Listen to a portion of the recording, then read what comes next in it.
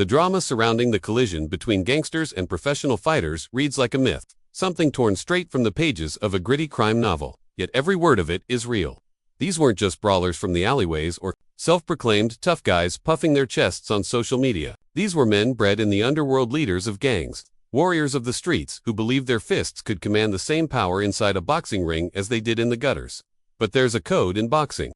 A code that has no place for lawless arrogance, for empty threats, or for violence without discipline. These men came thinking their street cred made them invincible. But real fighters, those who sacrificed everything for the sport, made sure they walked away with more than bruised egos. It starts with a man whose name still echoes in infamy. Ricardo Mayorga, a Nicaraguan brawler turned professional fighter. Mayorga didn't just bring fists into the ring, he brought chaos. In the underworld, he'd earned a reputation as a thug who feared no man and disrespected all.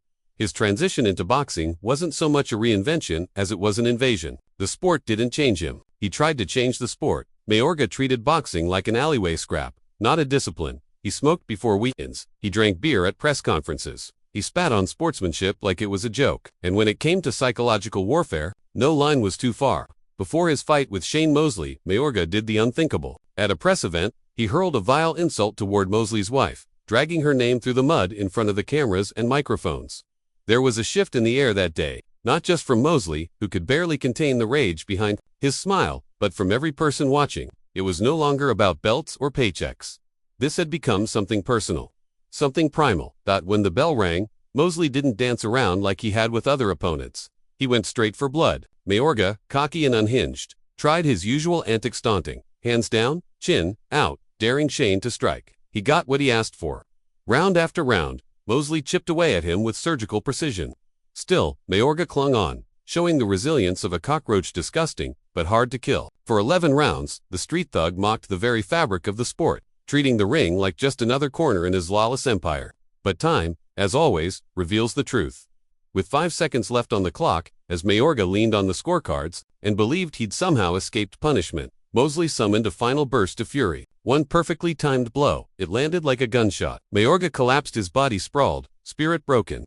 The ring, once his playground, had become his execution chamber. Shane Mosley didn't just win. He reminded every onlooker that honor still mattered, and that in boxing, even the loudest mouth could be silenced by a single, thunderous punch. But Mayorga wasn't the first gangster to step into the ring thinking fear could be weaponized. Years earlier, another outlaw had tried to make the same mistake. His name, Mitch Green, a street soldier turned gang leader who roamed the Bronx like a predator. Green was brash, violent, and fueled by delusion. He wanted to be more than just a criminal. He wanted to be remembered. And who better to challenge than the baddest man on the planet, Mike Tyson? The disrespect began before the fight was even announced. Mitch Green marched through interviews like a man possessed, threatening Tyson in front of cameras, promising death, humiliation, vengeance. He mocked Tyson's intelligence, his looks, even his masculinity. It was unfiltered madness.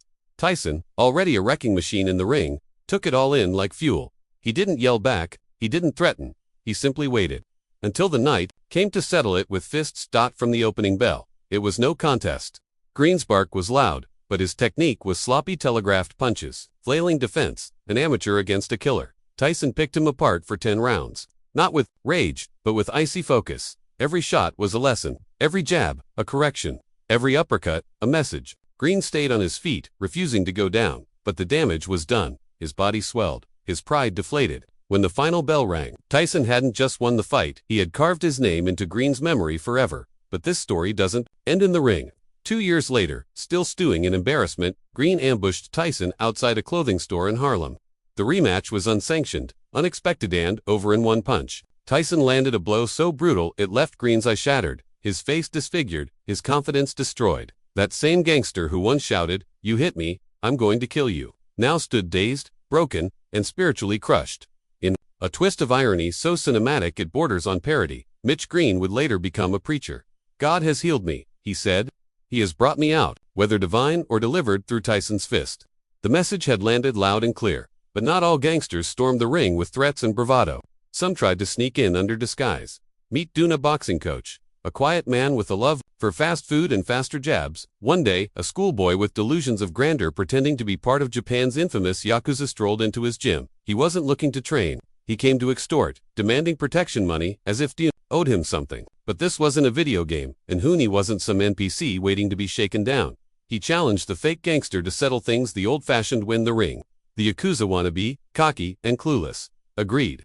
One punch, he figured, would send the pudgy coach tumbling. But when the bell rang, it was a massacre. Dion didn't just beat him, he dismantled him, blow after blow, footwork like a dancer, fists like hammers. The boy's confidence collapsed faster than his stance, and in the most humiliating finish of all, Dion placed his foot on the thug's face, delivering a mock massage that would live on in meme infamy. The Yakuza, tough in video games, soft in real life. Still, not every gangster who entered the ring was a fraud. Some were real killers. Men who had lived through blood and prison, forged in violence and hardened by consequence. Ron Lyle was one of them. Born in 1941 in the crime-ridden backstreets of Dayton, Ohio, Lyle found his way into the gang world before he could even vote. At 19, he was convicted of second-degree murder and sentenced to 11 years in a maximum security prison. But behind bars, something changed. Watching boxing legends on the prison's televisions, Lyle became obsessed, not with fame, but with a desire to dominate in a new arena. When he was finally released, already 30 years old, most thought he'd be too old to start a professional career. They were wrong. Lyle entered the heavyweight division like a wrecking ball. Knockouts, brawls, relentless pressure. Within 5 years, he'd climbed high enough to earn a shot at the greatest boxer who ever lived. Muhammad Ali, summer 1975.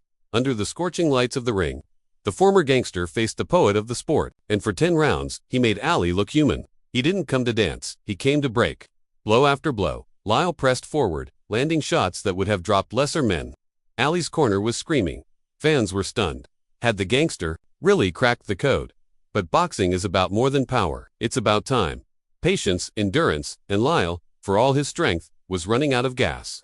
By round 11, Ali had figured him out. He could see the punches before they came, could feel the rhythm of Lyle's fading spirit.